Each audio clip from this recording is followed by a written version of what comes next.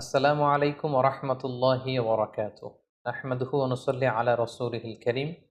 আম্মা বা'দু ফাআউযু বিল্লাহি মিনাশ শাইতানির রাজীম। বিসমিল্লাহির রহমানির রহিম।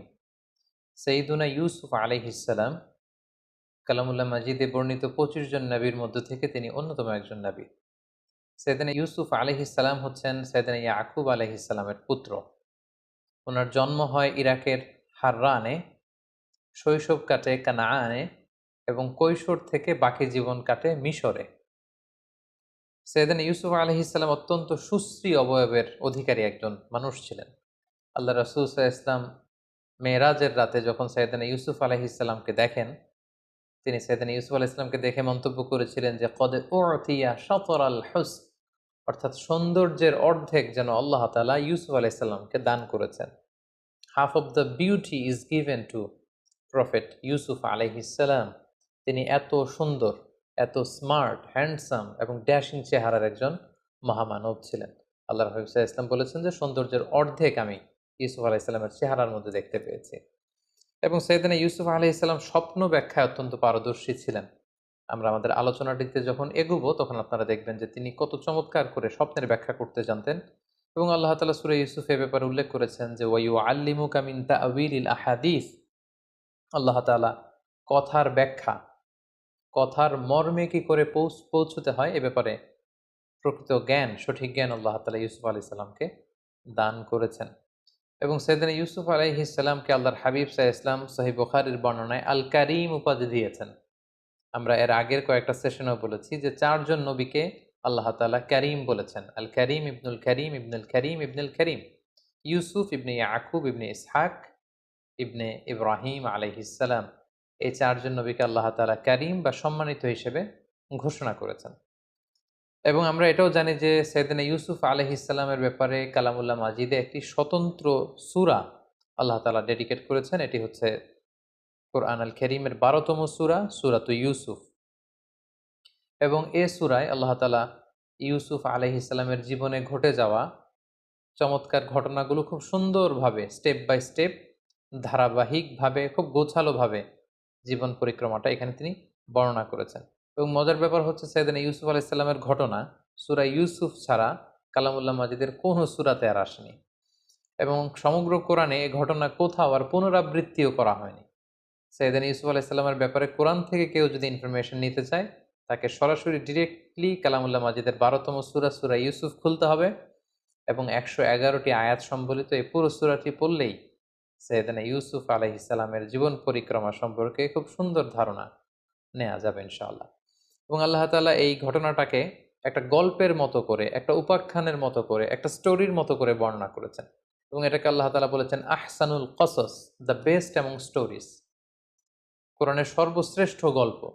একটা গল্প কতটা নান্দনিক হতে পারে, একটা স্টোরি কতটা আকর্ষণীয় হতে পারে, একটা ঘটনা কতটা হৃদয় ছোঁয়া হতে পারে, একটা ঘটনা পরিক্রমা কতটা সংগ্রামী হতে পারে, কতটা ছন্দময় হতে পারে, সূরা ইউসুফ না পড়লে সেটা বোঝার আসলে উপায় নেই।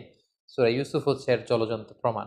আপনারা যদি খেয়াল করেন যে সাইয়েদনা ইউসুফ আলাইহিস সালামের জীবনের শুরুর দিকটা ছিল একেবারে সংকীর্ণ। ভাইয়ের অত্যাচারে তিনি উনার জীবন যায় যায় ভাব, কুয়ায় ফেলে দেয়া হলো। কিন্তু সেখান থেকে কুয়া থেকে তুলে অন্ধকূপ থেকে আল্লাহ তাআলা রয়্যাল প্যালেসে, রাজপ্রাসাদে ইউসুফ আলাইহিস সালামকে আসীন করলেন। What a massive U turn! আপনি খেয়াল করলে দেখবেন যে চমৎকারভাবে কিভাবে আল্লাহ তাআলা এই অন্ধকূপ থেকে নিয়ে দাসত্ব থেকে রাজত্বের সিংহাসনে সাইয়েদনা ইউসুফ আলাইহিস সালামকে বসিয়েছেন। সুবহানাল্লাহি বিহামদিহি। সূরা ইউসুফ যদি আমরা খুব গভীরভাবে অধ্যয়ন করি, সাইয়েদনা ইউসুফ আলাইহিস সালামের জীবনের এই সবগুলো ব্যাপার আমাদের কাছে একেবারে স্পষ্ট হয়ে উঠবে। সম্মানিত শুধু এ পর্যায়ে আমরা সরাসরি সূরা ইউসুফ থেকে ইউসুফ আলাইহিস সালামের জীবনে ঘটে যাওয়া যে ঘটনাগুলো, ওনার জীবন পরিক্রমা, সেটা স্টেপ বাই স্টেপ জানার চেষ্টা করব। তার আগে আপনাদেরকে একটু বলে রাখি যে আমরা ২০২১ সালে রমাদান মাসে রিফ্লেকশনস ফ্রম সূরা ইউসুফ শিরোনামে ৪ পর্বের একটি ধারাবাহিক লাইভ সিরিজ করেছি আমাদের পেজ মিজানুর রহমান আজহারি এই ফেসবুক পেজটিতে। সেখানে আমরা ৪ ঘন্টা ব্যাপী এই ৪টি পর্বে সাইয়েদনা ইউসুফ আলাইহিস সালামের জীবনের সব ঘটনা আদ্যোপান্ত উল্লেখ করেছি। বিশেষ করে সরাসরি একেবারে ধরে ধরে সূরা ইউসুফের ১১১টি আয়াতের আমরা সেখানে সংক্ষিপ্ত তাফসির পেশ করেছি। তাই এই পর্বটিতে আমরা সেরকম বিস্তারিত আলোচনায় যেতে পারবো না, যেহেতু সূরা ইউসুফের প্রায় আয়াত সংখ্যা 111টি, এবং এখন যে ঘটনা প্রবাহ, শুধু ঘটনার পর্বগুলো আমি আপনাদের সাথে শেয়ার করব। এগুলোর প্রত্যেকটির সাথেই কোরআনের আয়াতকে রেফার করা যেতে পারে, এবং এটা যদি আমরা করতে যাই আমাদের এই পর্বটি অনেক বড় হয়ে যাবে। এজন্য আমরা ডিসক্রিপশন বক্সে সেই 4টি পর্বের লিঙ্ক আমরা দিয়ে দিব। আপনারা যারা খুব বিস্তারিত সূরা ইউসুফের তাফসীর শুনতে চান, ইউসুফ আলাইহিস সালামের জীবন সম্পর্কে জানতে চান, আপনারা ডিসক্রিপশন বক্স থেকে সেই 4টি পর্ব দেখে নিতে পারেন। সম্মানিত শুধু আমরা এবার জানবার চেষ্টা করব যে কি ঘটেছিল সাইয়েদনা ইউসুফ আলাইহিস সালামের জীবনে, এবং যেটাকে আল্লাহ তাআলা আহসানুল কসস, দ্য বেস্ট অ্যামং স্টোরিজ, যত ঘটনা হতে পারে, যত গল্প হতে পারে, এর মধ্যে সবচাইতে নান্দনিক, অসাধারণ, আনপ্যারালাল, এক্সট্রাঅর্ডিনারি স্টোরি বলে তিনি উল্লেখ করেছেন। আমরা তো কোরআনে মূসা আলাইহিস সালামের অনেক ঘটনা শুনেছি, আমরা আদম আলাইহিস সালামের ঘটনা শুনেছি, ইব্রাহিম আলাইহিস সালামের ঘটনা শুনেছি। কোন নবীর ঘটনাকে আল্লাহ তাআলা দ্য বেস্ট অ্যামং স্টোরিজ এই উপাধিতে ভূষিত করেননি, আহসানুল কসস বলেননি। শুধুমাত্র সূরা ইউসুফকে তিনি, ইউসুফ আলাইহিস সালামের ঘটনাকে তিনি সর্বশ্রেষ্ঠ কাহিনী বা ঘটনা বলে উল্লেখ করেছেন। কি ছিল সেই ঘটনার মধ্যে? আসুন আমরা সরাসরি সূরা ইউসুফ থেকে শুনি। তবে আগেই আমরা বলেছি এখানে কোনো আয়াত আমরা সাধারণত রেফার করব না, শুধু কি ঘটেছিল ধারাবাহিকভাবে স্টেপ বাই স্টেপ আমরা শুনে যাব। ইউসুফ আলাইহিস সালামের সূরা ইউসুফের ঘটনাটি শুরু হয়েছিল এভাবে যে ছোট্ট ইউসুফ শৈশবকালে তিনি একটি স্বপ্ন দেখেন যে 11টি তারা, চাঁদ আর সূর্য তাকে সেজদা করছে। খুব অদ্ভুত একটা স্বপ্ন দিয়ে সূরা ইউসুফের কথাবার্তা শুরু, যে তিনি স্বপ্নে দেখলেন 11টি তারা, চাঁদ, সূরজ তাকে সিজদা করছে। তিনি তার পিতা ইয়াকুব আলাইহিস সালামের কাছে স্বপ্নের কথা বললেন। ইয়াকুব আলাইহিস সালাম তাকে উপদেশ দিলেন যে ইউসুফ, এটা খুব চমৎকার স্বপ্ন, যেহেতু আমি নবী এবং আল্লাহ তাআলা আমাকে প্রমিস করেছেন যে আমার পরে তিনি নবুয়তের এই ধারাবাহিকতা অব্যাহত রাখবেন, সো তুমি নবী হওয়ার সম্ভাবনা আছে। এই সুন্দর স্বপ্ন তুমি কাউকে বলতে যেও না, বিশেষ করে তোমার ভাইদেরকে বলো না, তাহলে তারা ষড়যন্ত্র করতে পারে, তোমার প্রতি জেলাসি করতে পারে। এবং তিনি যে আশঙ্কা করেছিলেন সেটাই ঘটল। ভাইয়েরা ষড়যন্ত্র করলো, জেলাসি করলো, এবং ভাইয়েরা ভাবলো ঘটনা কি, আব্বা শুধু ইউসুফকে এত ভালোবাসে, এত আদর করে কেন? এক কাজ করি, ইউসুফকে যদি দুনিয়া থেকে সরিয়ে দিতে পারি তাহলে আমাদের পথের কাঁটা একেবারে পরিষ্কার। আব্বা তখন আমাদেরকে ভালোবাসতে শুরু করবেন। যেই চিন্তা সেই কাজ, তারা প্ল্যান করলো কি করে দুনিয়া থেকে এই ছোট্ট ইউসুফকে সরিয়ে দেয়া যায়। তারা একদিন ইয়াকুব আলাইহিস সালামকে জোরাজুরি করলো যে বাবা, আপনি ইউসুফকে কেন আমাদের সাথে মাঠে পাঠান না? কারণ ইয়াকুব আলাইহিস সালামের 10 ছেলে, তারা পেশায় রাখাল ছিল, তারা মরুভূমিতে ছাগল, মেষ, দুম্বা এগুলো চড়াতো। তারা একদিন বায়না ধরলো যে বাবা, ইউসুফকে আপনি আমাদের সাথে কেন দেন না? আপনি কি আমাদেরকে ট্রাস্ট করেন না? আপনি ইউসুফকে আমাদের সাথে পাঠান, সে বনে বাদারে দৌড়াবে, সে জঙ্গলে দৌড়াবে, সে মরুভূমিতে লাফালাফি করবে, ছোটাছুটি করবে, ওর খুব ভালো লাগবে। বাবা, আপনি ইউসুফকে আমাদের সাথে পাঠান। ইয়াকুব আলাইহিস সালাম দিতে চাইলেন না। জোরাজুরি করে ইয়াকুব আলাইহিস সালামের 10 ছেলে ইউসুফ আলাইহিস সালামকে নিয়ে তারা রওনা হলেন, এবং তারা যখন মরুভূমিতে ইউসুফ আলাইহিস সালামকে নিয়ে গেলেন, সেখানে অকথ্য, অমানবিক নির্যাতন তারা ইউসুফ আলাইহিস সালামকে উপর তারা করে, এবং এক পর্যায়ে তাকে হত্যার জন্য উদ্ধত হয়। কিন্তু 10 ভাইয়ের এক ভাই ছিল অত্যন্ত দয়া পরবশ। সে বলল যে না, ইউসুফকে হত্যা করো না, এক কাজ করো, তাকে কুয়ায় ফেলে দাও। এই কুয়ার পাশ দিয়ে অনেক ক্যারাভ্যান, অনেক কাফেলা যায়, কাফেলার কেউ না কেউ তাকে কুয়া থেকে তুলে নিয়ে যাবে। ইউসুফের এই ঝামেলা থেকেও আমরা মুক্ত হব, বাবার ভালোবাসাও আমরা পাবো। তারা সেটাই করলো, কুয়াতে ইউসুফ আলাইহিস সালামকে নিক্ষেপ করলো। আর সেদিন রাতে এসে কান্নার ভান করে তারা মিথ্যা গল্প বানালো, আর বলল যে বাবা, সবাই একসাথে এসে কান্না জুড়ে দিল যে বাবা, আমরা খেলাধুলা করছিলাম, হঠাৎ একটা নেকড়ে বাঘ এসে ইউসুফকে খেয়ে ফেলেছে, ফাকালাহু দ্বীপ। এই দেখেন যে ইউসুফের গায়ের জামা, বেসিক্যালি তারা একটি ছাগল জবাই করে ওই ছাগলের রক্ত ইউসুফের জামার মধ্যে লাগিয়ে একটা মিথ্যা ফেব্রিকেটেড স্টোরি তারা বানিয়েছে। ইয়াকুব আলাইহিস সালাম দেখলেন যে জামার কোথাও ছিঁড়া নেই, একেবারে সুন্দর একটা পরিচ্ছন্ন জামা, শুধু লাল রক্ত মাখানো। তিনি বললেন যে আমার ইউসুফকে খেয়ে ফেললো, কিন্তু ইউসুফের জামায় একটা আঁচড় দিল না, এটা কেমন নেকড়ে বাঘ? তিনি বিশ্বাস করলেন না। বললেন যে এটা তোমরা বানিয়ে বলছো গল্প। তবে তিনি এতটা দৃঢ় মনোবলের মানুষ ছিলেন, তিনি বললেন ফাসবরুন জামিল, তোমরা মিথ্যা কথা বলছো, তবে আমি আল্লাহর উপর ধৈর্য ধারণ করলাম, আমার আল্লাহ আমার ইউসুফকে ভালো রাখবে। এবং ইউসুফ আলাইহিস সালামকে যখন কুয়ায় ফেলে দেওয়া হলো, সেদিন জিবরাইল আলাইহিস সালাম যে ওনাকে আশ্বস্ত করলেন যে Yusuf, Allah is with you, don't worry about it, কোনো চিন্তা নেই, টেনশন নেই, জাস্ট তুমি ধৈর্য ধারণ করো। ঠিকই তার পরের দিনে কাফেলা যাচ্ছিল, তৃষ্ণার্ত কাফেলা, পানির জন্য বালতি নামিয়ে দিল কুয়ায়। জিবরাইল আলাইহিস সালাম বললেন, বালতিতে উঠে বসো। ইউসুফ আলাইহিস সালাম উঠে বসলেন, বালতি টেনে তোলা হলো। তারা তো ইয়া বুশরা হাযা গোলাম, অবাক হয়ে বলতেছে, এত সুন্দর একটা ছোট্ট ছেলে আসলো কোত্থেকে এই কুয়ার মধ্যে? কাফেলার যিনি প্রধান সে বলল যে, বেশি কথা বলো না, একে কাফেলাতে লুকিয়ে ফেলো। আমরা মিশরের বাজারে, একটা বাজার আছে যেখানে দাস কেনা বেচা হয়, ওখানে এই ছেলেকে বিক্রি করলে অনেক টাকা পাওয়া যাবে, অনেক সুশ্রী, প্রিন্সের মতো চেহারা, তাকে ওখানে বেচে দিব। সাইয়েদনা ইউসুফ আলাইহিস সালামকে নিয়ে যাওয়া হলো, নিয়ে মিশরের দাস কেনাবেচা হয় এরকম একটি বাজারে বিক্রি করে দেয়া হলো। এবং কাকতালীয়ভাবে ওনাকে কিনতে আসলো মিশরের তৎকালীন গভর্নর, যাকে কোরআনে বলা হয়েছে আজিজ এ মেসর। তিনি অনেক টাকা দিয়ে ইউসুফ আলাইহিস সালামকে কিনে নিলেন, কিনে রাজপ্রাসাদে নিয়ে গেলেন। সুবহানাল্লাহ। ভাইয়েরা ফেললো কুয়াতে, আল্লাহ তাআলা ওনাকে রাজপ্রাসাদে একটা এন্ট্রি নেয়ার ব্যবস্থা করে দিলেন। সেখানে তিনি রাজপ্রাসাদে বড় হতে লাগলেন। ওনার শৈশবটা ঠিক এভাবে সূরা ইউসুফে বর্ণিত হয়েছে। এবার যদি আমরা ওনার কৈশোর বা ইয়ুথ টাইম, যৌবনকালের দিকে আমরা যদি মুভ করি, তাহলে দেখব যে তিনি রাজপ্রাসাদে বড় হতে লাগলেন। ইজিপ্টের গভর্নর ইউসুফ আলাইহিস সালামকে নিয়ে তার স্ত্রী জুলাইখার কাছে দিয়ে বলল, এই ছেলেটাকে চলো আমরা দত্তক হিসেবে নেই, আমাদের তো আল্লাহ তো কোনো ছেলে মেয়ে দেয়নি, সেই হয়তো আমাদের ছেলের মতো থাকতে পারবে, তাকে নাও, তাকে বড় করো। এবং আল্লাহ তাআলার মেহেরবানিতে রয়্যাল প্যালেসে রাজকীয় একটা পরিবেশের মধ্যে দিয়ে ইউসুফ আলাইহিস সালাম বড় হতে লাগলেন। এবং সেখানে তিনি কৈশোর পেরিয়ে যৌবনে পদার্পণ করলেন। আল্লাহ তাআলা ওই রাজপ্রাসাদে ওনাকে নবী হিসেবে অ্যাসাইন করলেন। তারপর ঘটনা একটু ভিন্ন দিকে মোড় নেয়। সাইয়েদনা ইউসুফ আলাইহিস সালাম যখন যৌবনে পদার্পণ করলেন, আমরা বলেছি যে কদ উতিয়া শাতরাল হুসন, half of the beauty is given to him. তার মতো সুন্দর তাবৎ দুনিয়ায় ওই সময় কোনো মানুষ আর দ্বিতীয়টি ছিল না। এতটা ড্যাশিং চেহারার, এতটা স্মার্ট চেহারার, এতটা সুদর্শন কোনো মানুষ পৃথিবীর কেউ কখনো দেখেনি।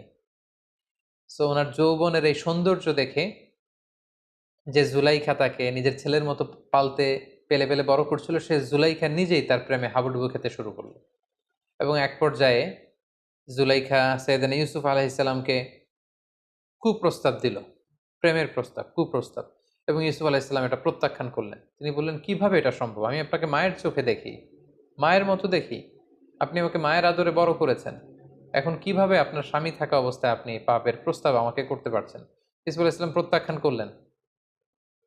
জুলাইখার ডাকে তিনি সাড়া দিলেন না। কিন্তু জুলাইখা নাছোড় বান্দা, যে কোনো মূল্যে তিনি তার ডিজায়ারকে ইউসুফের মাধ্যমে ফুলফিল করতে চান। আমি খুব, to make the long story very short, খুব সংক্ষেপে আমি বলছি যে একদিন গভীর রাতে জুলাইখা ইউসুফ আলাইসাল্লামকে একটা খাওয়াসুল খাওয়াস, একটা স্পেশাল চেম্বারে ডেকে পাঠালেন। এবং যাকে দিয়ে ডাকিয়ে আনলেন তাকে বললেন যে এই চেম্বারে ঢুকতে 7টা দরজা পেরোতে হয়, প্রত্যেকটা দরজায় বড় বড় তালা লাগিয়ে দিবে যাতে করে ইউসুফ বেরোতে না পারে। ইউসুফ আলাইসাল্লাম সেখানে ঢুকলেন, 7টা দরজায় তালা লাগিয়ে দেওয়া হলো। এবার জুলাইখা আবারও প্রেম নিবেদন করলো, ইউসুফ আলাইসাল্লাম প্রত্যাখ্যান করলেন, নানাভাবে ফুসলাতে লাগলো। সেদিন ইউসুফ আলাইসাল্লাম প্রত্যাখ্যান করলেন। তারপরে জোরাজুরি যখন শুরু করলো জুলাইখা, তখন আল্লাহ তাআলার আদেশে জিবরাইল আলাইহিস সালাম বললেন যে, হে ইউসুফ, তুমি যদি ঈমান বাঁচাতে চাও তাহলে দৌড়াও। ইউসুফ আলাইহিস সালাম দেখলেন যে তালা লাগানো। তিনি কাল বিলম্ব না করে আল্লাহর নামে দৌড়াতে শুরু করলেন। কিন্তু খুব অবাকভাবে তিনি যখন দরজার সামনে আসলেন, মুহূর্তের মধ্যে দরজার তালা খুলে যেতে লাগলো। 1 2 3 4 5 6 এভাবে 60টি দরজার বড় বড় তালা খুলে গেল। এবং পেছন থেকে জুলাইখাও ইউসুফ আলাইহিস সালামকে ধরবার জন্য দৌড়াতে লাগলো। সাইয়েদনা ইউসুফ আলাইহিস সালাম দৌড়াচ্ছেন বাঁচার জন্য, জুলাইখা দৌড়াচ্ছে ইউসুফ আলাইহিস সালামকে পাওয়ার জন্য। দৌড়াতে দৌড়াতে 7ম দরজার কাছে যখন জুলাইখা চলে আসলো, ইউসুফ চলে আসলো, জুলাইখা ইউসুফ আলাইহিস সালামের জামার পেছনে ধরে টান মারলো। সেই টানের চোটে সাইয়েদনা ইউসুফ আলাইহিস সালামের জামার পেছনের কিছু অংশ ছিঁড়ে গেল। ইন দ্য মিন টাইম 7ম দরজারও তালা খুলে গেল। হঠাৎ তারা দুজন দেখতে পেল যে আজিজ মেসের দাঁড়িয়ে আছেন, অর্থাৎ জুলাইখার স্বামী। কি এক অদ্ভুত বিব্রতকর পরিস্থিতি। আইজি মেসের দেখলেন যে ইউসুফ আলাইহিস সালাম হাঁপাচ্ছেন, জুলাইখা হাঁপাচ্ছে, তার পোশাক আশাকের অবস্থা খুব একটা সুন্দর না। তখন তিনি বললেন, আসলে তোমাদের মাঝে কি ঘটেছে এই মাঝরাতে? আমাকে সত্য কথা কেউ বলো, কেউ না কেউ মুখ খোলো, বলো আমাকে কি ঘটেছে এবং সত্য কথা বলো। তখন জুলাইখা আগ বাড়িয়ে সামনে যে একটা মিথ্যা গল্প সাজালো। সে বলতে আরম্ভ করলো যে নিজের ছেলের মতো করে যাকে বড় করেছে সে আজ গভীর রাতে আমার রুমে হানা দিয়েছে আমার শ্লীলতাহানির জন্য, আমার ইজ্জত নষ্ট করবার জন্য। আমার শ্লীলতা হানির জন্য সে আমার ঘরে জোর করে হানা দিয়েছে, তার বিচার করুন। আইজ মেশর অত্যন্ত ক্ষিপ্ত হলেন। তিনি বললেন, এখানেই বিচার হবে তোমার, তবে তোমার মন্তব্য বা কথাও আমি শুনতে চাই। তোমার কি কিছু বলার আছে ইউসুফ? তোমার কি কোনো সাক্ষী আছে? ইউসুফ আলাইসাল্লাম বললেন, হ্যাঁ আছে। সাইয়েদনা জিব্রাইল বললেন, আপনি বলেন যে আপনার সাক্ষী আছে। কে সাক্ষী? ইউসুফ আলাইসাল্লাম বললেন, এই সাক্ষী আমার পক্ষের কোনো লোক নয়। রাজপ্রাসাদে এই জুলাইখার এক আত্মীয়া থাকে, তার একটা ছোট্ট মেয়ে দুধ খায়, দুধের বাচ্চা। তার মুখে এখনো বোল ফোটেনি, কথা ফোটেনি, সেই ছোট্ট মেয়ে আমার পক্ষে সাক্ষ্য দিবে। আইজিমেশর আবার রেগে গেলেন। তিনি বললেন, তুমি কি আমার সাথে ঠাট্টা করছো? ছোট্ট বাচ্চা কি করে সাক্ষ্য দিবে? ইউসুফ আলাইসাল্লাম বললেন, হ্যাঁ, সে বাচ্চাই সাক্ষ্য দিবে। কি অদ্ভুত ব্যাপার! ঠিকই আল্লাহ তাআলা সেই ছোট্ট বাচ্চার সাক্ষ্যের মাধ্যমে প্রমাণ করলেন যে ইউসুফ আলাইসাল্লাম নির্দোষ ছিলেন। এই পৃথিবীতে ৩টা বাচ্চা দুধের শিশু মায়ের কোলে বসে প্রাপ্তবয়স্কদের মতো কথা বলেছিল। এক হচ্ছে জুরাইজ নামে এক আল্লাহর ওয়ালি ছিল, যার নিষ্কলুষতা প্রমাণ করবার জন্য একটা ছোট্ট বাচ্চা আল্লাহ তার মুখে কথা বলার সুযোগ দিয়েছিলেন। দ্বিতীয় হচ্ছে ঈসা আলাইহিসসালাম, মারিয়াম আলাইহিসসালামের কোলে বসে তিনি প্রাপ্তবয়স্ক মানুষের মতো কথা বলেছিলেন। তৃতীয় হচ্ছে এই ছোট্ট মেয়েটি, তাকে যখন জিজ্ঞেস করা হলো যে কে দোষী, তখন ছোট্ট মেয়েটি বলল যে, হে আজিজে মেসের, আপনি ইউসুফ আলাইসাল্লামের জামাটা একটু চেক করুন। ইউসুফের জামার সামনের দিক থেকে যদি ছেঁড়া হয় তাহলে ইউসুফ অপরাধী, পেছন দিক দিয়ে ছেঁড়া হলে জুলাইখা অপরাধী। এবং আমরা ইতিমধ্যে শুনেছি যে ইউসুফকে ধরার জন্য জুলাইখা যখন পেছন থেকে টানা হেচড়া করছিল, তখন ইউসুফ আলাইসাল্লামের জামার পেছন দিক দিয়ে ছিঁড়ে গিয়েছিল। আইজিএমএসের চেক করে দেখলেন যে ইউসুফের জামার সামনের দিকে তো একেবারে পরিচ্ছন্ন, কোনো ছেঁড়াফাড়া নেই, কিন্তু ঠিকই ইউসুফ আলাইসাল্লামের জামার পেছন দিক দিয়ে ছেঁড়া। এবং এটা সবার সামনে এটা প্রমাণিত হয়ে গেল যে ইউসুফ আলাইসাল্লাম এখানে নির্দোষ ছিলেন, প্রকৃত দোষী হচ্ছে জুলাইখা। আইজিএমএসের ইউসুফ আলাইসাল্লামের কাছে ক্ষমা চাইলেন, এবং এই ঘটনা পুরো মিশরের বিভিন্ন ঘরে ঘরে এটা রুমর হিসেবে কানাঘুষার মতো করে ছড়িয়ে পড়ল। পুরো শহর জুড়ে মিশরের অন্যান্য নারীরা জুলাইখাকে তুচ্ছ-তাচ্ছিল্য করতে লাগলো যে জুলাইখা কেমন মহিলা, যে ছোট্ট ছেলেকে নিজের ছেলের মতো করে বড় করলো, তাকে তার প্রতি প্রেম নিবেদন সে কি করে করলো, এটা কি করে সম্ভব? জুলাইখা তখন মনে মনে প্ল্যান করলো যে কি কি জন্য আমি ইউসুফের প্রেমে পাগল হয়েছি এটা তোমাদেরকে আমি দেখিয়ে ছাড়বো। মিশরের নারীদেরকে তিনি দাওয়াত করে রয়্যাল প্যালেসে নিয়ে আসলেন। প্রত্যেকের হাতে একটি করে ছুরি আর একটি মালটা ফল দিলেন, আর ইউসুফ আলাহিসাল্লামকে বললেন, ইউসুফ এদের সামনে দিয়ে হেঁটে যাও। সেদিন ইউসুফ আলাহিসাল্লাম যখন হেঁটে যাচ্ছিলেন তখন তিনি সবাইকে বললেন, আপনারা ফল কাটতে শুরু করুন। মিশরের মেয়েরা ইউসুফ আলাহিসাল্লামের দিকে তাকিয়ে রইল আর ছুরি দিয়ে ফল কাটতে শুরু করলো। ইউসুফ আলাহিসাল্লামকে আল্লাহ তার চেহারার মধ্যে এতটা চমৎকারিত্ব দিয়েছিলেন, নূরের এমন ঝলকানি আর দ্যুতি দিয়েছিলেন, এই দৃশ্য দেখে মেয়েরা, তারা যে মালটা ফল কাটছিল, তারা ওইদিকে খেয়াল না করে তাকিয়ে কাটতে কাটতে ফল কাটা শেষে তারা আর থামলো না, তারা আঙ্গুল কাটা শুরু করে দিল। অনেকক্ষণ পরে তারা স্তম্ভিত ফিরে পেল, তারা অবাক হয়ে গেল।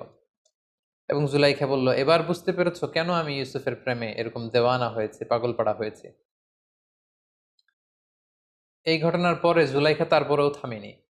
কি করে ইউসুফকে বাগানো যায়, নিজের কাছে আনা যায়, এটার চেষ্টা করেই যাচ্ছিল, কিন্তু সৈয়দানা ইউসুফ আলাইসাল্লাম বারবার তিনি প্রত্যাখ্যান করলেন। অবশেষে জুলাইখা ইউসুফ আলাইসাল্লামকে থ্রেট দিলেন যে তুমি যদি আমার কথায় রাজি না হও তোমাকে জেলে পাঠাবো। ইউসুফ আলাইসাল্লাম বললেন, জেলই আমার জন্য ভালো, আপনি আমাকে জেলে পাঠান, তারপর আমি আমার ইমানকে বিক্রি করতে পারবো না। সাইয়েদানা ইউসুফ আলাইসাল্লামকে অতবার জেলে পাঠানো হলো। রাজপ্রাসাদ থেকে এবার আরেকটা ইউটার্ন নিয়ে আল্লাহ তাআলা একটা বিশেষ গ্রুমিং সেশন পালন করবার জন্য, একটা ট্রেনিং সেশন পিরিয়ডকে পার করবার জন্য আল্লাহ তাআলা আল্লাহর প্রিয় নবী ইউসুফ আলাইসাল্লামকে এবার মিশরের জেলখানায় পাঠালেন। তিনি যখন জেলে ঢুকলেন, ওনার সাথে আরো 2জন প্রিজনার কয়েদি ঢুকলো। তারা সেখানে রাতে স্বপ্ন দেখলো। একজন স্বপ্ন দেখলো যে তিনি আঙ্গুর নিংড়িয়ে রস বানিয়ে মদ রাজাকে খাওয়াচ্ছেন, আঙ্গুর নিংড়িয়ে মদ বানাচ্ছেন। আরেকজন স্বপ্নে দেখলো যে মাথার মধ্যে করে তিনি রুটির বোঝা নিয়ে যাচ্ছেন আর পাখি এসে ঠুকরে ঠুকরে রুটি খাচ্ছে। এবং সকালবেলা তারা দুজন সবার কাছে বললো যে আমরা ভয়ঙ্কর স্বপ্ন দেখেছি। কি স্বপ্ন? এরকম এরকম স্বপ্ন। ইউসুফ আলাইসাল্লাম বললেন যে আমি তোমাদের স্বপ্নের ব্যাখ্যা করে দিতে পারবো, তোমরা কি বিশ্বাস করবে? তারা বললেন, হ্যাঁ, বিশ্বাস করবে।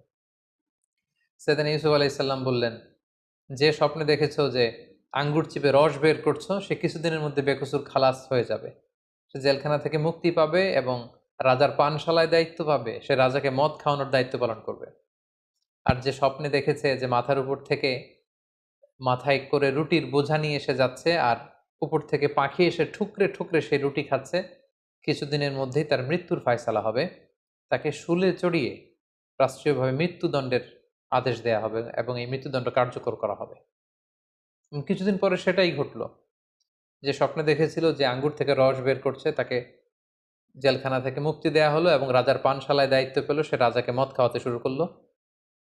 আর যে স্বপ্নে দেখেছিল মাথার রুটির ঝুড়ি থেকে পাখি এসে ঠুকরে ঠুকরে খাচ্ছে, তার মৃত্যুদণ্ডের আদেশ আসলো এবং তাকে শুলে চড়িয়ে মৃত্যুদণ্ড দেয়া হলো। ইসুফ আলাইসাল্লামের স্বপ্নের ব্যাখ্যার এই পুঙ্খানুপুঙ্খতা দেখে জেলখানার সবাই ইসুফ আলাইসাল্লামের বড্ড ভক্ত হয়ে গেলেন। সবাই এখন ইসুফ আলাইসাল্লাম ছাড়া কিছুই বোঝেন না। সবাই বুঝতে আরম্ভ করলো যে এই মানুষটা সাধারণ কোনো মানুষ নয়, এটা মহামানব। সাইয়েদনা ইউসুফ আলাইসাল্লাম দেখলেন এই তো সুযোগ, এই সুযোগেই তাওহীদের বাণী জেলখানার প্রতিটি কয়েদির হৃদয়ের ভেতরে আমাকে ঢুকিয়ে দিতে হবে। সাইয়েদনা ইউসুফ আলাইসাল্লাম জেলখানার অন্ধ প্রকোষ্ঠে বসে বসে দাওয়াতি কাজ করতে লাগলেন। জেলখানার লোকদেরকে তিনি তাওহীদের শিক্ষা দিলেন, রিসালাতের শিক্ষা দিলেন, আখেরাতের শিক্ষা দিলেন, সততার শিক্ষা দিলেন, ঈমানের শিক্ষা দিলেন। জেলখানার প্রতিটা মানুষকে তিনি আলোকিত মানুষে রূপান্তরিত করে ফেললেন। কিছুদিন পর স্বয়ং মিশরের রাজা একটি অদ্ভুত স্বপ্ন দেখলেন। স্বপ্নটি ছিল এমন, তিনি 7টি মোটা গরু দেখলেন আর 7টি চিকন গরু দেখলেন, এবং দেখলেন 7টি চিকন জীর্ণশীর্ণ গরু 7টি মোটা গরুকে গিলে খেয়ে ফেলছে। আবার তিনি 7টি সতেজ গমের শীষ দেখলেন, আবার 7টি নিস্তেজ গমের শীষ দেখলেন। ঘুম থেকে উঠে তিনি কাঁপতে লাগলেন। তিনি এই স্বপ্নের মানি বুঝতে পারলেন না। মিশরের সবচেয়ে বড় স্বপ্নের ব্যাখ্যাকারীদেরকে তিনি একসাথে এনে একটা প্যানেল করলেন, বললেন আমার স্বপ্নের ব্যাখ্যা করে দাও।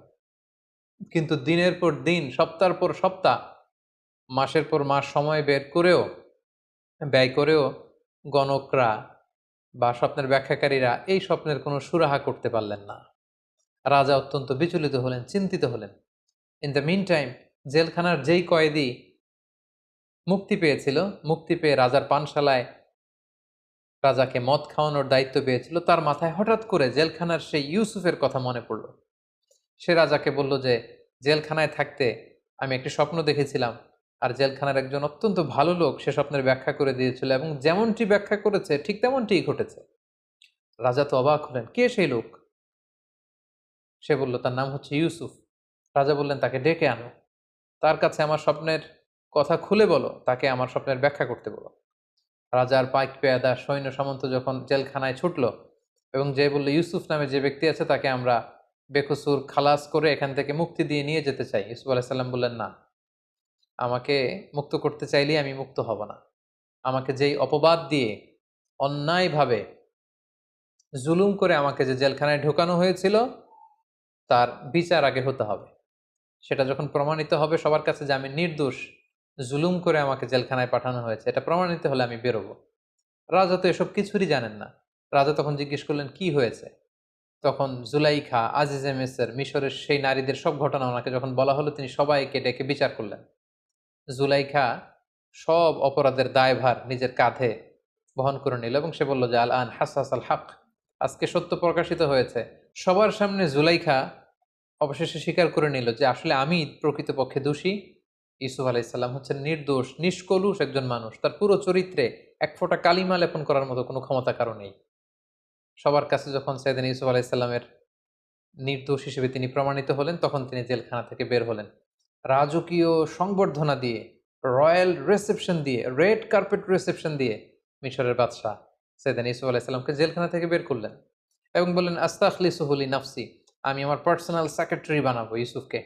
ইউসুফ আলাইসাল্লাম বললেন না, এই কাজ করবেন না, কারণ আপনি এই দায়িত্ব আমাকে না দিয়ে আমাকে অর্থমন্ত্রী বানান, আমাকে মিশরের খাদ্যমন্ত্রী বানান, আমাকে এগ্রিকালচার মিনিস্টার বানান, কারণ আপনার স্বপ্নের ব্যাখ্যা আমি দেব। আপনার স্বপ্নের ব্যাখ্যা হচ্ছে মিশরের জন্য একটা ভয়াবহ দিন অপেক্ষা করছে। সামনের 7টি বছর আসবে। আপনি যে 7টি গরু দেখেছেন, গরু দিয়ে বোঝানো হয় বছর। সামনে 7টি বছর আসবে, তখন আপনারা চাষ করবেন। চাষ করে যে সমস্ত গম চাষ করবেন সব খেয়ে ফেলা যাবে না, এই গমগুলো রেখে দিতে হবে।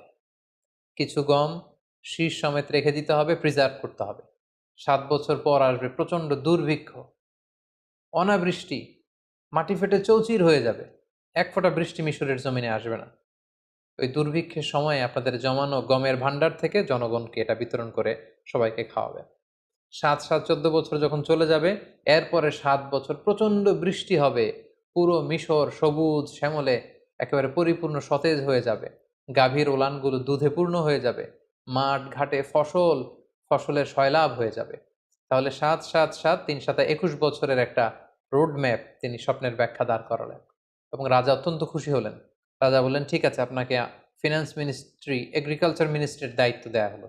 সৈয়দনা ইউসুফ আলাইহিসসালাম জেল থেকে বের হয়ে মন্ত্রীর ভূমিকায় অবতীর্ণ হলেন এবং এই স্বপ্নের ব্যাখ্যা বিপরীতে তিনি যে রোডম্যাপ, দুর্ভিক্ষ দমন বা দুর্ভিক্ষ মোকাবেলার যে রোডম্যাপ তিনি দাঁড় করিয়েছেন, সেটা অনুযায়ী মিশরের জনগণকে নিয়ে তিনি কাজ করতে শুরু করলেন। ঠিকই ওনার কথা অনুযায়ী প্রথম 7 বছর গম চাষ করা হলো, রাষ্ট্রীয় কোষাগারে শুকনো গমকে প্রিজার্ভ করা হলো। 7 বছর যখন শেষ হয়ে গেল, ঠিকই ওনার স্বপ্নের ব্যাখ্যা অনুযায়ী হুবহু 7 বছর পরেই দুর্ভিক্ষ শুরু হলো, অনাবৃষ্টি শুরু হলো, ড্রট, ফ্যামিন শুরু হলো। পুরো মিশর জুড়ে অনাবৃষ্টি, এক ফোঁটা বৃষ্টি নাই, পানি নাই, নীল নদের পানি শুকিয়ে যেতে লাগলো, না খেয়ে মানুষ মরবার মতো অবস্থা। সৈয়দনা ইউসুফ আলাইহিসসালাম এই কঠিন পরিস্থিতি মোকাবেলার জন্য গত 7 বছর ধরে খাদ্য সংরক্ষণ করেছেন। তিনি এবার খাদ্য বিতরণ করতে লাগলেন।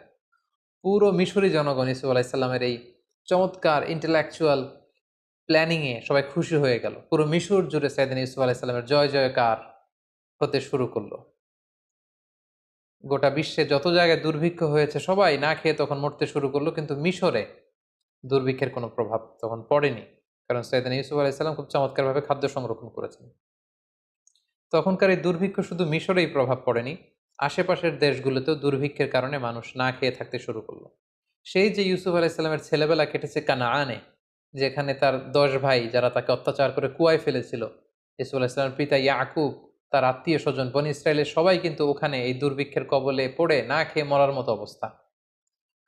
তখন আল্লাহর নবী ইউসুফ আলাইহিসসালামের পিতা ইয়াকুব আলাইহিসসালাম সন্তানদেরকে বললেন, তোমরা মিশরে যাও, শুনেছি মিশরে খাদ্যের মজুদ রয়েছে, সেখান থেকে তোমরা খাদ্য নিয়ে আসো। ইয়াকুব আলাইহিসসালামের পরামর্শে তার 10 ছেলে, অর্থাৎ ইউসুফ আলাইহিসসালামের 10 ভাই, যারা ছোটবেলায় তাকে অত্যাচার করে বাবার কোল থেকে ছিনিয়ে নিয়ে কুয়ায় ফেলে দিয়েছিল, সেই 10 ভাই খাবারের অন্বেষণে মিশরে এসে পৌঁছল। তখন নিয়ম ছিল যে মিশরের বাইরের কোনো দেশ থেকে কেউ যদি খাদ্য সংরক্ষণের জন্য বা সংগ্রহের জন্য মিশরে আসতো, সেই ব্যাপারটা সরাসরি as an agriculture minister and as a finance minister Yusuf আলাইহিসসালাম নিজে ডিল করতেন। এই 10 ভাইকে তখন বাধ্য হয়ে মিশরের তখন ফিনান্স মিনিস্টারের সাথে দেখা করতে হলো, এবং আমরা জানি ফিনান্স মিনিস্টারের চেয়ারে তখন বসা ইউসুফ আলাইহিসসালাম মিশরের মন্ত্রী, আর তার সামনে 10 ভাই কাচুমাচু হয়ে, জীর্ণ শীর্ণ হয়ে, ছেঁড়া পুরাতন পোশাক পরে তারা এসে দাঁড়ালো। ইউসুফ আলাইহিসসালাম সিম্পলি জিজ্ঞেস করলেন, তোমরা কারা? তারা বলল, আমরা কানাআনের অধিবাসী। ইউসুফ আলাইহিসসালাম অবাক হলেন, কানাআন শুনেই ওনার ছোটবেলার কথা মনে পড়ল। জিজ্ঞেস করলেন, তোমাদের নাম কি? তারা যখন নাম বলতে আরম্ভ করলো, ইউসুফ আলাইহিসসালামের চোখ দিয়ে পানি নামার উপক্রম। ইউসুফ আলাইহিসসালাম জিজ্ঞেস করলেন, তোমাদের বাবার নাম কি? তারা বলল, ইয়াকুব আন নবী। ইউসুফ আলাইহিসসালাম নিজেকে আর ধরে রাখতে পারলেন না, কিন্তু তিনি অনেক কষ্ট করে নিজেকে সামলে স্বাভাবিকভাবেই তাদের সাথে কথোপকথন শেষ করেছেন। তিনি খোঁজখবর নিলেন কানানবাসীদের, কিন্তু পরিচয় দিলেন না। ইউসুফ আলাইহিসসালাম 10 ভাইকে চিনতে পারলেন, কিন্তু 10 ভাই কিন্তু চিনতে পারেনি যে এটা তাদের সেই ছোট্ট ভাই ইউসুফ। ইউসুফ আলাইহিসসালাম মন্ত্রীর মতোই তাদের সাথে আচরণ করলেন, বললেন, ঠিক আছে, আমি তোমাদেরকে 10 ভাইয়ের জন্য 10 বস্তা গমের বরাদ্দ দিয়ে দিলাম, তবে তোমরা মোট কয় ভাই সেটা আমাকে বলো। তারা বলল, আমরা মোট 12 ভাই ছিলাম, বাকি 2জন কোথায়? তারা বলল, এক ভাইকে বাঘে খেয়ে ফেলেছে। তাহলে আরেক ভাই কোথায়? তারা বলল যে আরেকজনের নাম বানিয়ামিন, তাকে আমাদের আব্বা আগলে রেখেছে, আসতে দেয়নি। কেন দেয়নি? তারা তখন বলল যে ছোটবেলায় বাঘে খাওয়া ভাইকে হারিয়ে তার আপন ভাই বেনিয়ামিনকে বাবা সবসময় কাছে কাছে রাখে, বাবার কাছ থেকে তাকে আনা এত সহজ না। ইউসুফ আলাইহিসসালাম বললেন, আমি এই কথা শুনবো না। নেক্সট টাইমে তোমরা যদি আবার খাবার নিতে আসো, অবশ্যই তোমাদের সেই ভাই বেনিয়ামিনকে, মানে যেটা আসলে ইউসুফ আলাইহিসসালামের আপন ভাই, তাকে নিয়ে আসতে হবে। তাকে আনতে না পারলে নেক্সট টাইমে আমি আর তোমাদেরকে গম দিব না, বা গমের বরাদ্দ তোমাদের জন্য থাকবে না। তারা বলল, ঠিক আছে, আমরা চেষ্টা করব। ইউসুফ আলাইহিসসালাম তার স্টাফদেরকে বললেন যে তাদেরকে 10 জনকে 10 বস্তা গম দাও, আর গমের দাম তারা যেটা দিয়েছে এটা লুকিয়ে 10 জনের গমের বস্তার ভিতরে আবার ঢুকিয়ে দাও, যাতে তারা বুঝতে পারে যে আমি অত্যন্ত দয়ালু। তারা যখন গম নিয়ে কানানে ফিরল, বাড়িতে ঢুকে যখন গমের বস্তা খুললো, তারা তো অবাক যে হাদিহি বিদআতুনা রুদ্দাত ইলাইনা। তারা ইয়াকুব আলাইহিস সালামকে বললেন যে বাবা দেখেন, কত ভালো মানুষ মিশরের অর্থমন্ত্রী, তিনি আমাদের টাকাটাও রাখেননি, টাকাটাও আমাদের ব্যাগের ভিতরে দিয়ে দিয়েছেন। তবে বাবা, নেক্সট টাইমে যদি আমাদের গম আনতে হয়, তিনি বলেছেন যে আসলে আমাদের আরেক ভাই আছে কিনা তিনি বিশ্বাস করেন না যতক্ষণ না আমরা বেনিয়ামিনকে তার সামনে হাজির না করাবো। ইয়াকুব আলাইহিস সালাম বললেন, ছোটবেলায় যেভাবে আমি বিশ্বাস করে ইউসুফকে তোমাদের হাতে দিয়ে ইউসুফকে হারিয়েছি, তোমরা কি চাচ্ছ আবারও আমি বেনিয়ামিনকে দিয়ে বেনিয়ামিনকে এভাবে হারাতে? কখনোই না। কিন্তু ছেলেরা জোরাজুরি করতে লাগলো। ইয়াকুব আলাইহিস সালামও আর বেনিয়ামিনকেও তিনি ধরে রাখতে পারলেন না। 1 বছর পরে তাদের এই গমগুলো যখন শেষ হয়ে গেল, তারা বেনিয়ামিনকে নিয়ে মিশরে রওনা হলেন। ইউসুফ আলাইহিস সালামের সাথে সাক্ষাৎ করলেন। ইউসুফ আলাইহিস সালাম বললেন, তাহলে এটাই তোমাদের ভাই বেনিয়ামিন? তারা বলল হ্যাঁ। তিনি বললেন, ঠিক আছে, তাহলে তো তোমরা সত্যবাদী, তোমাদেরকে আবারও অনেকগুলো বস্তা করে আমি গম দিয়ে পাঠিয়ে দেব। তিনি গমের বস্তা দিয়ে দিলেন। এবার তিনি বুদ্ধি করে একটা ট্রিক করে বেনিয়ামিনকে যাতে নিজের কাছে রেখে দিতে পারেন, তিনি একটি কাজ করলেন। উনি একটি স্বর্ণের পানপাত্র ব্যবহার করতেন, যেটা দিয়ে তিনি পানি খেতেন, বা মিশরের রাজা পানি খেত। তিনি বুদ্ধি করে এই পানপাত্রটা বেনিয়ামিনের গমের বস্তার ভিতরে ঢুকিয়ে দিলেন, এবং তারা যখন ফিরে চলে যেতে লাগলো গমের বস্তা নিয়ে, তিনি সৈন্যদেরকে পাঠালেন, মিশরীয় সৈন্য। তারা সবাইকে ডাক দিল, আইয়াতুহাল আইর ইন্নাকুম লাসারিকুন, মানে ওহে কাফেলার লোকেরা দাঁড়াও, তোমরা চোর। ইউসুফ আলাইহিস সালামের 11 ভাই দাঁড়ালেন, বেনিয়ামিন সহ। তারা বললেন, কি বলছো? আমরা এখানে এসেছি গম নেবার জন্য, আমরা তো চুরি করতে আসিনি। তোমরা কি হারিয়েছো বলো? তারা বললো, আমাদের রাজার পানপাত্র হারিয়েছি। তারা বললো, আমরা তোমাদের পানপাত্র নিয়ে কি করবো? আমরা দুর্ভিক্ষে মরে যাবার উপক্রম। সৈন্যবাহিনীর লোকেরা বলল, যদি তোমাদের কারোর গমের বস্তার ভেতরে আমাদের রাজার পানি খাওয়ার পাত্র পাওয়া যায়, তখন কি শাস্তি হবে বলো? তারা বলল, যার গমের বস্তার ভেতরে সেই পানপাত্র পাবে তাকে তোমরা রেখে দিও, কারণ আমাদের এলাকায় চোরদেরকে আমরা এই শাস্তি দেই। কেউ যদি কারো জিনিস চুরি করে, তাহলে যার জিনিস চুরি করা হলো সেই চোর তার দাস হয়ে যায়। তো আমাদের কারো গমের বস্তার ভেতরে যদি সেটা পাওয়া যায়, সে তোমাদের দাস, তাকে রেখে দিও। এবার সৈনিকদের মধ্যে থেকে একজন প্রত্যেকের গমের বস্তার থেকে গম বের করে খুঁজতে লাগলো, সার্চ করতে লাগলো। সার্চ করতে করতে কারো গমের বস্তার ভেতরে যখন পায় না, সর্বশেষে যখন বানিয়ামিনের বস্তা চেক করা হলো, দেখা হলো যে এখানে বানিয়ামিনের গমের বস্তার ভেতরে সেই পানপাত্র পাওয়া গেল। বাকি 10 ভাই তো লাজবাব, তারা তো অবাক। তারা বললো, হে বেনিয়ামিন, তুমি কি করলে এটা? তুমি এখানে এসে চুরি করবে আমরা কল্পনাও করতে পারিনি। তারা একটা মিথ্যা কথা বললো। তারা বললো, তোমার ভাইও ছিল চোর, তুমিও একটা চোর। নাউযুবিল্লাহি মিন যালিক। আসলে কথাটা একেবারেই মিথ্যা। তখন সাইয়েদনা ইউসুফ আলাইহিস সালাম ওই জায়গায় এসে উপস্থিত হলেন। তিনি বললেন যে, তোমরা বলেছ চোরকে আমরা সাথে করে নিয়ে যাব, বেনিয়ামিনের বস্তায় যেহেতু পাওয়া গিয়েছে তাকে আমি নিয়ে গেলাম।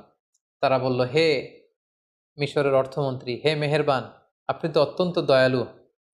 এই ভাইকে যদি আমরা আমাদের বাবার কাছে ফিরিয়ে দিতে না পারি, আমাদের বাবা হয়তো মারাই যাবেন। আপনি যদি মেহেরবানি করে তার বদলে আমাদের 10 ভাইয়ের যে কোনো একজনকে রেখে দেন তার জায়গায়, আমরা অত্যন্ত কৃতজ্ঞ হব। ইউসুফ আলাইহিস সালাম বললেন, নাউযুবিল্লাহ, এটা আমার পক্ষে সম্ভব না। কারণ যে চুরি করেছে শাস্তি আমি তাকে না দিয়ে যদি অন্য কাউকে দেই, তাহলে মিশরের সবাই আমাকে জালিম ডাকবে। আমি একজন ন্যায়পরায়ণ বাদশাহ, এখানে আমার সুনাম রয়েছে, এটা আমি পারবো না। তিনি ট্রিক করে তার আপন ভাই বেনিয়ামিনকে নিজের কাছে রেখে দিলেন। সুবহানাল্লাহ বিহামদি। অনেক বছর পর ভাইয়ের সাথে তিনি মোলাকাত করলেন, কোলাকুলি করলেন, এবং তিনি যখন বেনিয়ামিনকে নিজের পরিচয় দিলেন, বেনিয়ামিনও নিজের চক্ষুকে বিশ্বাস করতে পারল না যে মিশরের অর্থমন্ত্রী আমার সে হারিয়ে যাওয়া বাঘে খাওয়া ভাই ইউসুফ। সুবহানাল্লাহ বিহামদি। অতঃপর ইয়াকুব আলাইহিস সালামের 10 ছেলে ব্যর্থ হয়ে কানানে ফিরে এসে বাবার কাছে সব খুলে বলল। ইয়াকুব আলাইহিস সালাম বিশ্বাস করতে পারলেন না। তিনি বললেন, আমার ছেলে বেনিয়ামিন চুরি করতেই পারে না।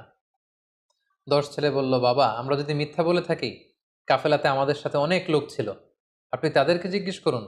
তারা আমাদের সামনে দাঁড়িয়ে দাঁড়িয়ে দৃশ্য দেখেছে যে বেনিয়ামিনের ব্যাগ থেকেই সেই পানপাত্র পাওয়া গিয়েছে।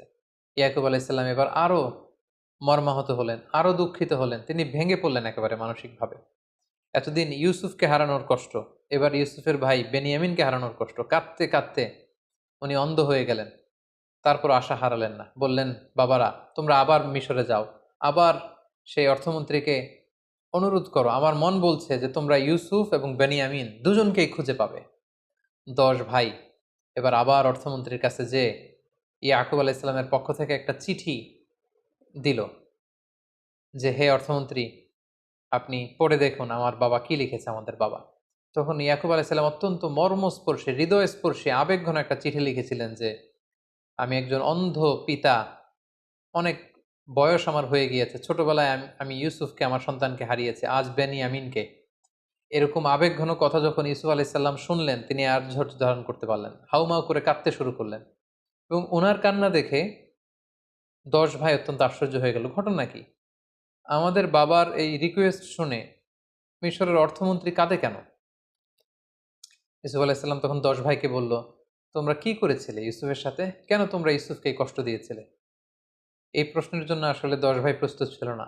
তারা অবাক হয়ে গেল যে ইউসুফের সাথে কি ঘটেছিল, কি করেছিলাম, এটা উনি জানবে কি করে?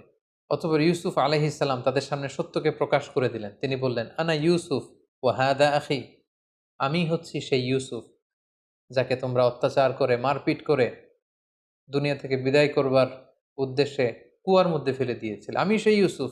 সেখান থেকে আল্লাহ তাআলা রাজপ্রাসাদে বড় করি আজকে এই অর্থমন্ত্রীর চেয়ারে আল্লাহ তাআলা আমাকে বসিয়েছেন। আল্লাহ তাআলা আমাকে অনেক নেয়ামত দিয়েছেন। আর এটাই হচ্ছে আমার ভাই বানিয়ামিন। 10 ভাই তখন অত্যন্ত লজ্জিত হলো। তারা ভয়ে কাঁপতে আরম্ভ করলো। তারা ভাবলো যে ইউসুফ এখন অর্থমন্ত্রী, মিশরের এত বড় পজিশনে আছে, চাইলে আমাদেরকে বড় শাস্তি দিতে পারবে। তারা কাঁপছিল। ইউসুফ আলাইহিস সালাম বললেন, লা তাসরিবা আলাইকুমুল ইয়াউম, তোমাদের প্রতি কোনো প্রতিশোধ নেয়ার মানসিকতা, কোনো রিভেঞ্জ নেয়ার মেন্টালিটি আমার নেই। আমি তোমাদের ক্ষমা করে দিলাম। তোমরা আমার ভাই। সবাইকে জড়িয়ে নিলেন। 10 ভাই ইউসুফ আলাইহিস সালামের কাছে ক্ষমা চাইলেন। ইউসুফ আলাইহিস সালাম বললেন, আমার এই গায়ের জামা নিয়ে বাবার চোখে লাগাও, বাবা দৃষ্টি ফিরে পাবে। কারণ এতদিনে ইয়াকুব আলাইহিস সালাম অন্ধ হয়ে গিয়েছিলেন কাঁদতে কাঁদতে। এবং তোমাদের বংশধর আমার বাবাকে নিয়ে, সবাইকে নিয়ে মিশরে আসো। এবং সেটাই ঘটল। ইউসুফ আলাইহিস সালামের জামা নিয়ে 10 ভাই সাইয়েদনা ইয়াকুব আলাইহিস সালামের চোখে লাগালেন, তিনি দৃষ্টি ফিরে পেলেন। কানান থেকে বিশাল মানুষের বহর নিয়ে ইয়াকুব আলাইহিস সালাম মিশরে আগমন করলেন। সাইয়েদনা ইউসুফ আলাইহিস সালাম লাল গালিচার সংবর্ধনা দিয়ে বাবাকে রিসিভ করলেন। এবং অনেক বছর পর সেই ছোট্ট ইউসুফ আজকে পরিণত অর্থমন্ত্রী হয়ে বাবাকে রিসিভ করলেন, বাবাকে জড়িয়ে ধরলেন। এবং পিতা পুত্রের সেই মিলনের দৃশ্য যে কত সুন্দর ছিল, সেটা কল্পনারও বাইরে। অনেক চমৎকার করে আল্লাহ তাআলা সূরা ইউসুফে এগুলো উল্লেখ করেছেন। এবং ইয়াকুব আলাইহিস সালাম সবাইকে নিয়ে, তিনি তার স্ত্রী এবং তার 11 সন্তানকে নিয়ে ইউসুফ আলাইহিস সালামকে একটা সেজদা দিয়েছিলেন। তাফসিরে এসেছে ওই সেজদাটা ছিল অনারারি সেজদা, মানে সম্মানসূচক সেজদা। এটা ইবাদতের সেজদা নয়, যেটা ওই শরীয়তে, ওই নবীদের জামানায় এটা জায়েজ ছিল। কিন্তু আমাদের শরিয়াতে উম্মতে মুহাম্মাদের জন্য এরকম সম্মানসূচক সেজদা দেওয়াও জায়েজ নেই।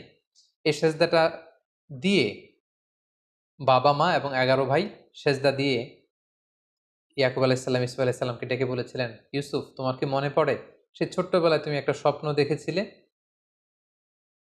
আজকে আমরা যেটা করলাম এটাই হচ্ছে সেই স্বপ্নের ভিজুয়ালাইজেশন। তুমি স্বপ্নে দেখেছিলে যে চাঁদ, সূর্য আর 11টা তারা তোমাকে সেজদা করছে। চাঁদ আর সূর্য হচ্ছে আমি আর আমার স্ত্রী, আর 11টা তারা হচ্ছে তোমার এই 11 ভাই। অর্থাৎ আমাদের উপর তোমার শ্রেষ্ঠত্ব আল্লাহ পৃথিবীতে প্রমাণ করবেন। তোমার লিডারশিপ আমাদের উপর তিনি অবধারিত করবেন এবং আমার পরে ভিলায়াত, নবুয়াত আল্লাহ তাআলা তোমাকে দান করবেন। ঠিক এভাবে সাইয়েদনা ইয়াকুব আলাইহিস সালামের সাথে ইউসুফ আলাইহিস সালামের মিলিত হবার ঘটনাটি মিশরে এসে শেষ হয়। সম্মানিত সুধী, এই ছিল আহসানুল কসাস, দ্য বেস্ট অ্যামং স্টোরিজ। সূরা ইউসুফের শুরু থেকে শেষ পর্যন্ত কোরআনের আয়াতগুলোকে উল্লেখ করা বা রেফার করা ছাড়া আমি শুধু ঘটনা প্রবাহটি আপনাদের সাথে শেয়ার করেছি। আমি বলেছি যে ডেসক্রিপশন বক্সে আমরা 4 পর্বের যে রিফ্লেকশনস ফ্রম সূরা ইউসুফের 4 ঘন্টার একটি আলোচনার লিঙ্ক আমরা সেখানে দিব। আপনারা আরও বিস্তারিত জানতে চাইলে সেগুলো আপনারা জেনে নেবেন ইনশাআল্লাহ। সম্মানিত সুধী, এ পর্যায়ে আমরা ইউসুফ আলাইহিস সালামের জীবনী থেকে কি কি শিক্ষা গ্রহণ করতে পারি সে ব্যাপারে আলোকপাত করব। প্রথম যে শিক্ষাটি আমরা পাই সেটি হচ্ছে দ্য পাওয়ার অফ স্টোরিজ। একটা গল্প কতটা পাওয়ারফুল হতে পারে সেটা আমরা এখান থেকে জেনেছি, যেটাকে আল্লাহ তাআলা আহসানুল কসাস বলেছেন, দ্য বেস্ট অ্যামং স্টোরিজ। কারণ গল্প কিন্তু মানুষের মনে দাগ কাটে, গল্প মানুষকে ইনফ্লুয়েন্স করে, একটা গল্প আরেকজনকে ইন্সপায়ার করে। সেজন্য আমরা সফল মানুষদের গল্প শুনি, তাদের জীবনী পড়ি, যাতে করে সেখান থেকে আমরা কিছু শিক্ষা নিতে পারি। ইউসুফ আলাইহিস সালামের জীবনের প্রতিটি পরতে পরতে কিন্তু আমাদের জন্য শিক্ষা রয়েছে এবং গল্পের মাধ্যমে যে শিক্ষা নেওয়া যেতে পারে এই বিষয়টি আমরা ইউসুফ আলাইহিস সালামের জীবনী থেকে পাই। ২ নম্বর যে শিক্ষাটি পাই, the relationship between father and son. বাবা সন্তানের সম্পর্কটা কেমন হওয়া উচিত আমরা দেখলাম যে ইয়াকুব আলাইহিসসালাম ইউসুফ আলাইহিসসালামের জন্য পাগল পাড়া। ছোট্টবেলা থেকে ইউসুফ আলাইহিসসালামকে হারিয়ে তিনি আশা হারাননি। বুক ভরা আশা নিয়ে তিনি বেঁচেছিলেন যে ইউসুফকে তিনি পাবেন। এবং সেই ছোট্টবেলা থেকেই ইউসুফ আলাইহিসসালামের সাথে যে সম্পর্ক, যখন যে উপদেশ দেয়া দরকার সেই উপদেশ কিন্তু তিনি তাকে দিয়েছেন। এবং ইউসুফ আলাইহিসসালামের স্বপ্ন দেখে কাউকে শেয়ার করেননি। প্রথমে যে বাবার কাছে শেয়ার করেছেন। আমাদের বর্তমান সমাজে বাবা ছেলেদের সম্পর্কের অনেক গ্যাপ আমরা দেখতে পাই।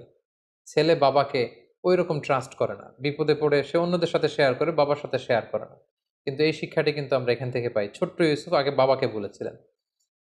এবং ইয়াকুব আলাইহিসসালামও কাঁদতে কাঁদতে, ইউসুফ আলাইহিসসালামের জন্য কাঁদতে কাঁদতে শেষ বয়সে অন্ধ হয়ে গিয়েছিলেন। তাহলে বাবা ছেলের সম্পর্ক কেমন হওয়া উচিত, এই শিক্ষাটা কিন্তু আমরা এখান থেকে পাই। ৩ নাম্বার যে শিক্ষাটা আমরা পাই সেটা হচ্ছে জেলাসি একটা জীবনকে ধ্বংস করে দেয়।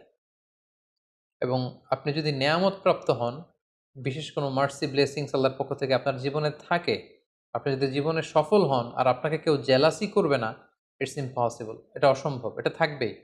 কারণ নেয়ামাতু মাহসুদা, আল্লাহর কোনো নেয়ামত যদি আপনি পান, আপনার সমসাময়িক লোকেরা আপনার সাথে জেলাসি করবে। এজন্য সব ভালো কথা সবার সাথে সবসময় শেয়ার করতে নেই। আপনার যে কোনো ধরনের সাকসেস, আপনার কোনো ভালো বিষয় সবসময় সবার সাথে শেয়ার করতে নেই। কারণ সবাই আপনার ভালো দেখে খুশি হয় না। অনেকে অত্যন্ত বেজার হয়, অনেকে মনে মনে কষ্ট পায়, তারা হিংসার আগুনে জ্বলে পুড়ে মরে। এজন্য এই হিংসা থেকে আমাদেরকে বেঁচে থাকতে হবে। হিংসা একটি সুন্দর সম্পর্কের মধ্যে ভাঙন সৃষ্টি করতে পারে, একটি পরিবারের মধ্যে বিশৃঙ্খল একটা পরিবেশ তৈরি করতে পারে। এজন্য আল্লাহ তাআলা আমাদেরকে শিখিয়েছেন আমরা যেন এই হিংসা থেকে, হিংসাকারীদের থেকে আল্লাহ তাআলার কাছে যেন পানাহা চাই। সূরা ফালাকে কিন্তু আমরা সবসময় পড়ি যে অমিন শাররি হাসিদিন ইদা হাসাদ। হে আল্লাহ, আমরা হিংসুকের হিংসা থেকে তোমার কাছে পানাহা চাই যখন সে হিংসা করে। সো এই হিংসা থেকে আমাদেরকে বেঁচে থাকবার চেষ্টা করতে হবে। ৪ নাম্বার যে ব্যাপারটি আমরা জানতে পারি যে এই সূরা ইউসুফ এবং ইউসুফ আলাইহিস সালামের জীবনীতে কয়েকটি স্বপ্নের কথা আমরা শুনেছি। স্বপ্নের ব্যাপারে বলব যে স্বপ্ন অর্থবহ হওয়ার জন্য যিনি স্বপ্ন দেখেছেন তিনি মুমিন বা বিশ্বাসী হতে হবে, এটা নট নেসেসারি। অবিশ্বাসী কাফিরের স্বপ্নও সত্য হতে পারে। কারণ ইউসুফ আলাইহিস সালামের সাথে জেলখানায় যে দুজন কয়েদি ঢুকেছিল তারা কিন্তু মুশরিক ছিল। কিন্তু তাদের স্বপ্ন কিন্তু অর্থবহ হয়েছিল। পাশাপাশি রাজা যে স্বপ্ন দেখেছিল, রাজাও কিন্তু তখন মুশরিক ছিল। পরবর্তীতে ইউসুফ আলাইহিস সালামের প্রতি ঈমান এনে মুমিন হয়েছে। তো মুশরিক থাকা অবস্থায় রাজা যে স্বপ্ন দেখেছিলেন এটাও কিন্তু অর্থবহ একটি স্বপ্ন। তার মানে শুধু বিশ্বাসীদের স্বপ্নই যে সত্য হবে তা নয়, মাঝে মাঝে কাফির মুশরিকদের স্বপ্নও সত্য হতে পারে। ৫ নাম্বার যে শিক্ষাটি আমরা পাই সেটি হচ্ছে সর্বাবস্থায় আল্লাহ তাআলার আনুগত্যকে প্রাধান্য দিতে হবে এবং এটাকে জীবনের চূড়ান্ত গোল বা ফোকাস হিসেবে নির্ধারণ করতে হবে। আমরা ইউসুফ আলাইহিস সালামের দিকে যদি খেয়াল করি, জুলাইখার টেম্পটেশন ওনাকে নড়াতে পারেনি। মিশরের সুন্দরী নারীদের ওয়াসওয়াসাত ওনাকে নড়াতে পারেনি। ওনার যে ফোকাস, এই ফোকাস থেকে তিনি লক্ষ্যচ্যুত হননি। সবসময় আল্লাহ তাআলার আনুগত্যকে তিনি প্রাধান্য দিয়েছেন।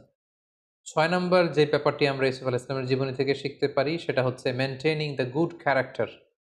কারণ চরিত্র হচ্ছে মানুষের জীবনের সবচাইতে দামি সম্পদ। Never compromise your ethics or your moral standard.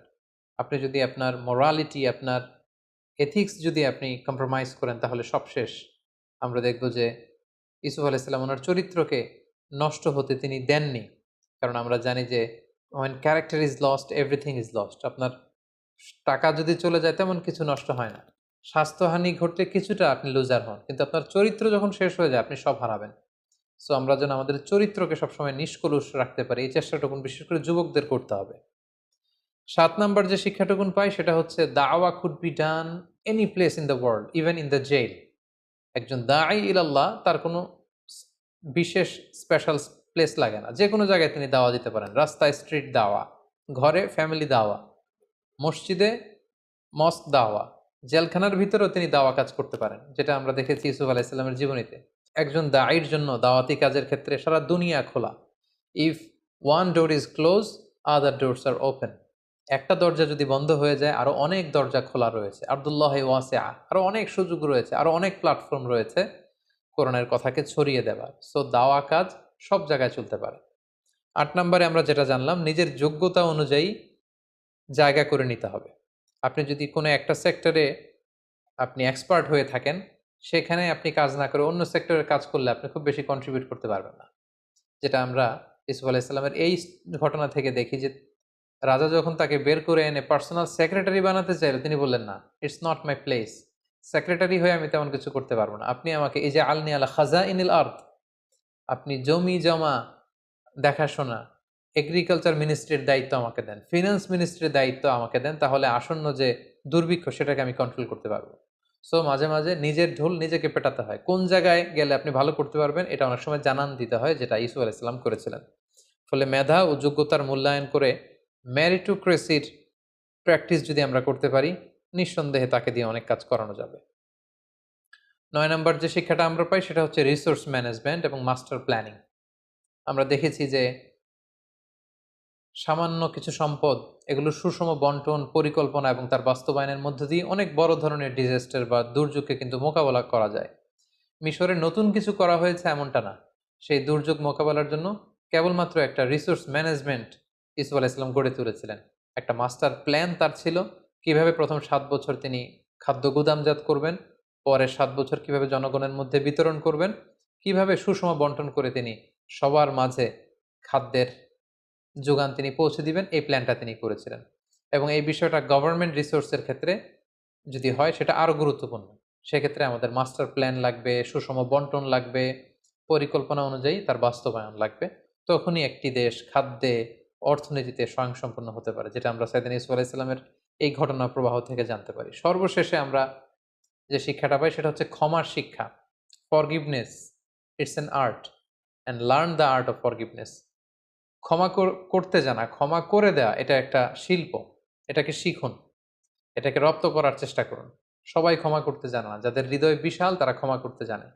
যে ভাইয়েরা তাকে কুয়ায় ফেলে দিল, হত্যার ষড়যন্ত্র করলো, সে ভাইদেরকে তিনি যখন কাছে পেলেন তিনি কি বললেন? তিনি কি রাগ ভেতরে পেলে পুষে বড় করে রেখেছিলেন? না। তিনি বলেছিলেন, লা তাসরিবা আলাইকুমুল ইয়াউম ইয়াগফিরুল্লাহু লাকুম ওয়া হুয়া আরহামুর রাহিমিন। আজকে কোনো প্রতিশোধ আমি নিব না। আল্লাহ তাআলা তোমাদেরকে ক্ষমা করুক, আমি তোমাদেরকে ক্ষমা করে দিয়েছি। সো ক্ষমা করতে জানা, এই মেন্টালিটি যেন আমরা গ্রো করি নিজেদের মধ্যে। যারা ক্ষমা করে মানুষকে, তারা সবসময় ভালো থাকে, সুস্থ থাকে, মনোদৈহিক একটা প্রশান্তি লাভ করে। আর যারা অন্যের বিরুদ্ধে ক্ষোভ, রাগ পেলে বসে ভেতরে বড় করে, ইট বার্নস ইউর সেলফ ইনসাইড। এটা ভেতরে ভেতরে আপনাকে জ্বালিয়ে দিবে। রাগ, ক্ষোভ এটা এমন একটা ব্যাপার যেটা আপনি লালন করবেন অন্যের ব্যাপারে, কিন্তু জ্বলে পুড়ে মরবেন আপনি। সো আমরা যেন অন্যকে ক্ষমা করতে শিখি। আমরা যেন আমাদের হৃদয়টাকে অনেক ব্রড করতে শিখি। আল্লাহ তাআলা আমাদের সবাইকে কথাগুলো বুঝার এবং নবীদের দেখানো পথে এবং মতে নিজেদের জীবনকে পরিচালিত করার তৌফিক দান করুক।